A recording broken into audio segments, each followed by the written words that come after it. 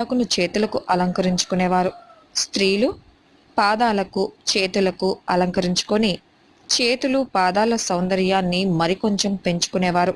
అయితే చాలామందికి గోరింటాకు అంటే కేవలం చేతులకు అలంకరించుకునే దానికే అనుకుంటారు. కానీ గోరింటాకు కూడా ఔషధంలా ఉపయోగపడుతుందని తెలియదు.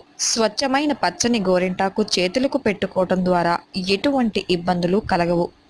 ఈ రోజుల్లో గోరింటాకును కలుషితం చేసి అనేక రసాయన మిశ్రమాలు కలిపి అమ్మబడుతున్నాయి. చాలా మంది స్త్రీలు కూడా ఈజీగా ఉంటుందని వివిధ రకాల రంగుల హంగులతో కనిపించి విశేషంగా ఆకట్టుకునేలా అలంకరించి అమ్ముతున్నారు.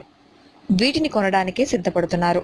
అయితే ఈ విషతుల్యమైన పదార్థాన్ని కొని చేతులకు, పాదాలకు పులుముకుంటూ లేనిపోని కొత్త రోగాలను కొనుక్కుంటున్నారు. కాబట్టి ప్రజలు ఈ విషగోరింటాకు గురించి, వాటి దుష్పరిణామాల గురించి కనుగొని మన